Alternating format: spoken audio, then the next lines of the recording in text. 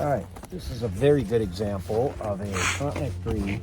Very bad example of a straight trunk, but a good example of how they might grow normally. If there's such a thing in a grape, which is not very normal. But first off, we're going to start by cutting everything down to about 4 buds, and we'll make sure we're not going to need an extra shoot for a cordon. We'll probably stretch this one a little bit right here, but we won't need this one. So that one I'm going to take down to 4. And the hardest part of this is untangling all this stuff. But if you think this is bad, we could do a video in the Frontenac, the Brianna, and the Brianna is the hardest one to prune because it's always so tangled up. So as you can see, we're coming out. This is trunk. These 2 things are cordons, and we want, because these had very heavy foliage last year, we're going to leave 15 to 20 buds on each cordon. Cordon 1, cordon 2. When you buy buds, you don't count the base one because that's the basal. It's usually not very productive. So you count 1, 2, 3, 4. That's 4 buds. And between the trunk and the end of this cordon, we're going to want to have about 15 to 20 buds left. So how we do that to begin with is we want to be able to see everything really well. So we're cleaning this thing up to begin with so that we can see what we have. And of course, that's a lateral, like we talked about in the Concord. The laterals aren't very productive, so and they just make things really tangly, so we always just cut them right. So now, this end, on the other hand, here we are going to need a little help, so we're probably going to use this one to extend this vine quite a ways over here. We can go 5 or 6 feet and gain a lot of productivity out of this. These were planted 6 feet apart, so we have a very, very close planting on these, and we can actually take these cordons 4 to 5 feet versus the 3 that we afford by what we have now. So anyway, we're going to keep on cutting. I want to make sure I save this one right here. So we're going to leave 3 to 5 buds on this one. 2, 3, and 4 bud are the most productive. That's why we do what we do. And as I stated before, that is except for Concord. Concord is between buds 4 and 8 that are the most productive. So, I'm going to move tape my gun, try not to step on it. And this all here, a lot of it comes from the other vine over there. Some of these vines can sometimes be as long as 30 feet long. So, needless to say, there's a lot of junk in here you don't need. And last year was a very, very, very, very heavy foliage year. It was perfect growing summer. And we had a little bit of hail at the end of the year, but other than that, it was just a wonderful year to watch the grapes ripen. So we're cleaning this up a little bit. All of these things I'm cutting off are either tendrils or laterals. And you want it cleaned up so you can wrap it around the wire. And you wrap it around the wire so that the wire helps hold the weight of the fruit once it starts fruiting. Because right now, this thing is really nice and light, but as soon as you put fruit on there, it starts trying to pull that wire off of the post. And I've seen them pull them off of the post many times. All right, so we're just about ready here.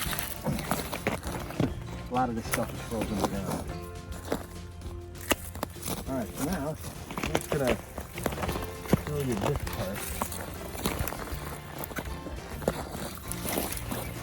This is what we're using.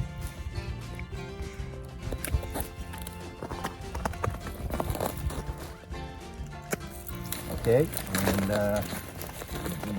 over here, and whichever way it's gonna go around naturally, the best.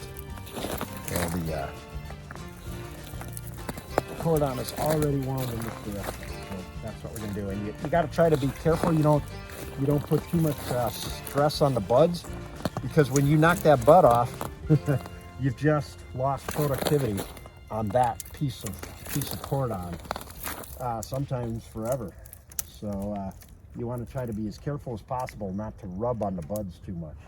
Okay, so now it's sitting there, and actually that's about 8 feet, but that's a little too long. But there is no plant here, so I just might leave it there just to see how it does. So on this other end, I'm going to show you. Now this end here, what we want is 15 to 20 buds from here to the end.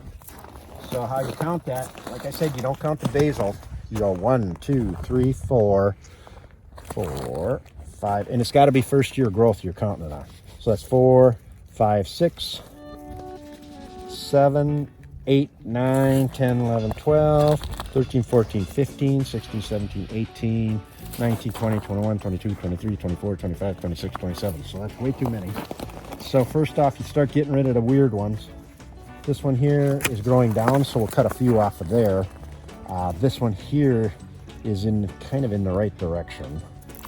So these are on high wire, so we can cut some of them. We can let some of the shoots grow in the downward direction. They always want to anyway.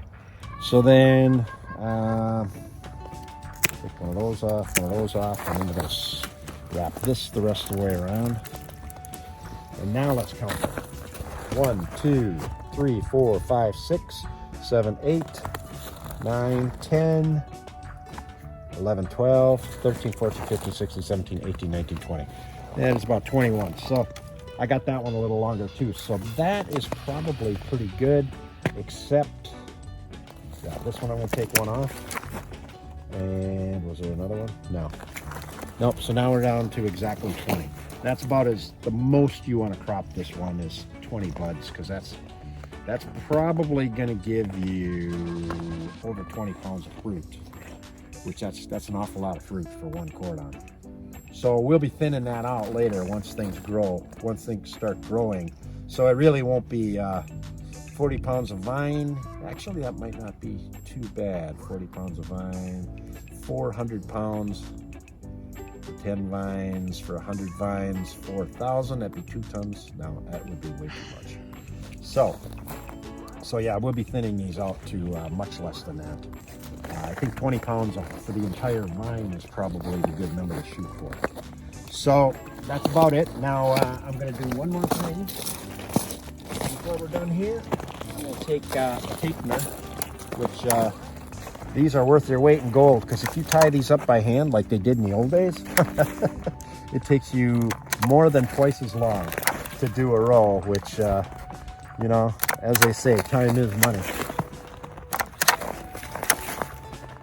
So this prevents the whole thing from unraveling completely. Sometimes it'll spin a little bit, but these things work pretty good. It wraps this little tape around there. Well, I wrap the little tape around there like this, and then it just staples it and cuts it all at the same time. Whereas the normal backyard way of doing this is you buy them little twisty ties you see on bread bags, or in the old days you used to see on bread bags, and you just twist them on there. You don't want them to be too tight because they can strangle the vine, but you get the idea. Anyway, that is a finished vine, except for all the stuff that's frozen in the ground. So, Jay Stager, I'll see you next time.